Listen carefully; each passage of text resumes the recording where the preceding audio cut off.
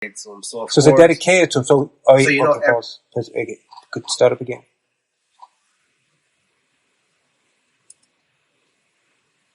So he didn't fund the building. They dedicated it to him and sort of reverence to him. Just like buildings in downtown, they're named after. Okay. Like the building that I worked in, the Persian Square building, named after General Persian. Okay. That's another interesting story. Interesting podcast maybe. Yeah, we'll do that later. Something that should be talked about, but nobody talks about. See, well, let's it's a good story, Yeah, but let's stick to the Cecil Hotel. Pershing will be a great one. So, Cecil Road, right? Cecil Road. It's named after him.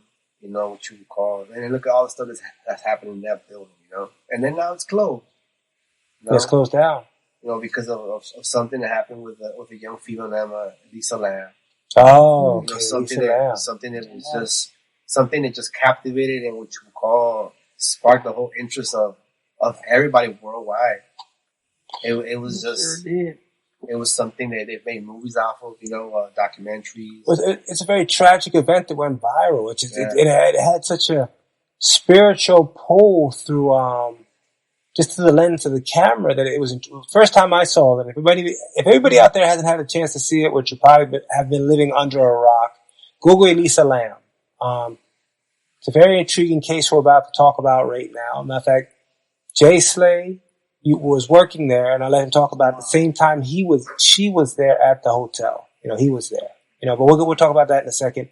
So, Elisa Lam, look up, Christine. Do you have any information? Yes, I have a little bit of a background information. Okay, let's give a background on Elisa Lam, the person. Okay, from what they're going to tell us on Wikipedia, wherever you got that from. I'm sure a lot of you out there, including myself, saw a lot of the surveillance footage of Miss Lam. She was a young Canadian student who was staying at the Cecil in 2013. The footage that I guess that we've all seen publicized is of her behaving erratically in the elevator, and it's almost as if she's interacting with someone. Mm-hmm. So a lot of references were made to maybe ghosts or some kind of spirits who may have been haunting or plaguing her, because you see her interacting, but you don't see an actual person on the screen. At least the footage that I saw was that she also wound up missing. Yes. So we see this footage, and we also see her family. I believe the first time I saw it was maybe on CNN. How old was she again? Just says a reference to a young Canadian student. So I'm thinking probably 19, 20, probably. 22, 20. Well, she had to be over 21 at least. Because she was touring around the country. Maybe she was just 21. I'm just thinking. Maybe 21. I'm thinking 21, 22. First trip out of... I think she's from Vancouver, right? Vancouver, Canada? Yeah, they don't give us an exact chronological. Let's go back to JaySlay. Okay, there we are. So JaySlay actually worked there in 2013. Go ahead and continue us from that portion of your tale, JaySlay. Yeah, so I worked with a company that had that account. Okay. Because in downtown, you have companies and they have accounts. But at the same time, it's the same company, and they might have 3 or 4 buildings in downtown, right on Main Street. Okay. So this company had the 610, which is the Pacific Electric building lot. Okay. They had the 620, which is right in between that and what you call the two little shows for art. It's part of the stay in the Cecil Hotel. Something they added afterwards, Okay. So when I was working with that company, which you'll call, they would send us to go cover or to go get breaks, and then that kind of made the night go by a lot easier, Had the Cecil Hotel changed, or was it still like you remember it back when you worked there as an employee at the Cecil Hotel? Had it changed, or was it basically the same Cecil Hotel? It was the same Cecil Hotel. They got some of the what you call some of the the more problematic tenants to get out of them. They got them out of there because of course the tenants that was another problem. The tenants were actually because whenever they had their lease or whatever they did, they were paying not that much money. So it was cheap rent. It was cheap rent, So of course, they only want to make money, renovate. So there was an issue with, getting people out of there, Okay, it makes sense. But you just can't kick them out because they've been living there. Because that's in every every building in downtown LA, even to this day, you got to have, I think, 3 floors or a certain amount of units for low-income people. That's the only way they let you build a building in downtown. Wow.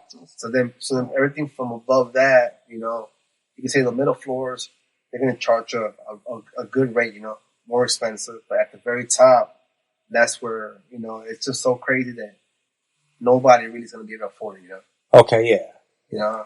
And then that's what you call... Like the Saudi princes and stuff. Well, people, maybe people from overseas that, want to come to stay in downtown LA. Because from downtown LA, they could probably take the trains everywhere. Imagine you have that much money. That, like, say you're coming from Germany and you have a really good job. You're a banker in Germany, and you're just like, I just want to come to LA. We'll rent a floor out, and we'll rent a room. Find us any room that's below $120,000 a year. Okay, we got one here. Just get it. Put it on the account. Okay, let's just go. First class. Imagine there's people that live like that. No. And it's like, it's nothing to them. But like, just, yeah. Right now you go to downtown LA, of course the Cecil Hotel is closed, but there's other hotels.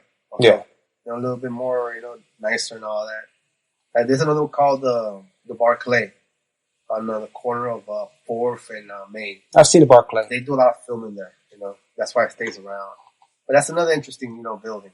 But tell us more about, so you worked 2013, you were back at the stay on Main? No. I was working with you call for that company, but okay, so I will be every now and then I will cover. Sometimes people will show up to work, so they say you want an extra shift? Yeah, why not? Go work there a couple of hours. So that company was called Chase Security. Chase Security, okay. Yeah, but there was something that happened where, of course, when you get the job for the company, of course, you sign a waiver of pure discretion that you cannot speak of what happened, to like just random people, Mm-hmm. The hotel employs a security company, and then the security company lets their guards know that there's a certain amount of things that you can do and certain things that you can't do, Okay. So when it came down to the guards that were there that night, for them being interviewed by like TV media, it never happened.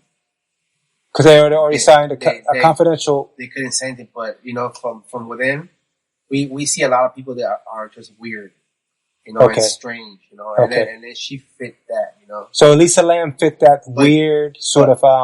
But more, explain weird. Explain exactly what you consider weird, because weird is subjective. Well, yeah, more about you stay to yourself.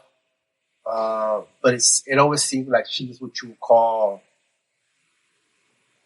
like thinking that somebody was following her. Thinking somebody was following her. Interesting. Or interacting or communicating with something that was not there. So you saw, when you personally saw her, she was acting like someone was following her, and that she was interacting with somebody who was not there. You know how sometimes people, like most geniuses, yeah, the way they, inside their heads, it's they could be sitting next to you, right? Mm-hmm. Let's just start talking. But they're in their own little world. That's how the mind's an interesting, place. So she was in her own little world, you'd say, and you saw her. Like, in her own little world, yeah. Did you see her in the daytime, or did you see her at nighttime? Nighttime. What time would you say you saw her? Like, what time? This is what you would call like right before the graveyard shift would start. So, but this is a 21-year-old Chinese student in downtown LA at what? With the freedom to roam downtown. That's the most dangerous thing in the world. Then so many bars. And then of course, downtown Skid Row. You just have so many characters. Which is she's number one Canadian, which they're nothing like us. Their whole society is kind of different out there. Just because we're an aggressive people. We're an aggressive people, and so okay, she was Canadian, okay, and go ahead, tell us more. But you know how you see people wherever you're at, Mm-hmm. You observe, and then there's just people they're like in their own little world. So she seems strange, like so she stuck out to you because when we could be in a lobby somewhere, and you just see somebody like, wow, they're acting really weird. So that's sort of what it's like. She was just stuck out by the way her mannerisms. Her mannerisms, yeah, and then most of that stuff came out in that video. Okay, we'll talk about the Netflix video in a second. So that's one thing that her roommate said. Her roommate said that she was acting when it was suite mates, the apartment mates said, because she rented a multiple room, I think it had multiple beds, and they said that she was acting funny, just like you said, and she gave them a note that said, leave me alone or something like that. She was leaving these cryptic notes, and that's when she got moved. She actually got moved out of that room. What floor was she staying on? Do you remember? I'm not sure. Not sure? Yeah. It's very interesting that you saw that and she stuck out, that she was so noticeable. Because, practically, so from her walking into the building, right? Mm-hmm. So, in the beginning in 2003, okay, the security desk was, when you walk inside the building, it was right in front. Okay, so good. People have to walk by you and just, show you the key. Uh-huh. If they have a key to the place, what can you say? Nothing, And if they have a key and then the room's not paid for, there's a lock key in there so they can't get in. Okay. So then that's when we have to do patrols through everywhere to make sure nobody's there. And okay. Hanging out or drinking in the staircases. Okay. We have to make sure the roof's locked, Okay. Constantly do patrols and log everything in there. We see this strange or that we saw that, they should be reported to management in the morning. Okay. So, and management was that lady that we saw on the Netflix documentary, right? Yeah.